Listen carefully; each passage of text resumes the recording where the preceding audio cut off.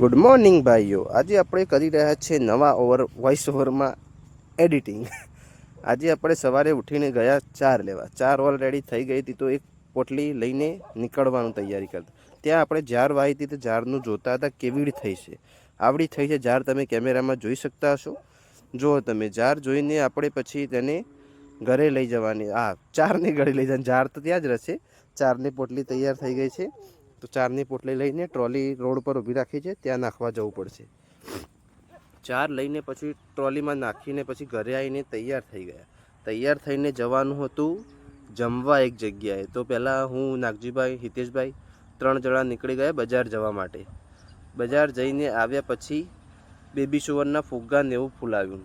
Baby શુવરના ફુગ્ગા ફૂલાવ્યા, ત્યાં જમણવાર હતો। જમીને ઘરે ગણપતભાઈની દુકાને ચાય પીવા ગયા। ચાય પીને પછી ત્યાંથી ઘરે આવવાનું થયું। દૂધ આપવા જવાનું હતું, ટાઈમ થઈ ગયો હતો, 5:30 થઈ ગયા હતા। દૂધ આપવા ગયા, હું રમાભાઈ બંને દૂધ આપવા ગયા। પછી ત્યાંથી ઘરે આવીને જગાપુર રમાપીરનું મંદિર છે, ત્યાં જવાનું થયું। ત્યાં જઈને અમે પહેલાં તો લાઈન મોટી હતી, તો ત્યારે અમે ચા પીધી। પહેલાં ચા પીધી, ચાની સાથે લાઈન બહુ મોટી હતી, ચાનો આનંદ લીધો। પછી અમે લાઈનમાં લાગ્યા।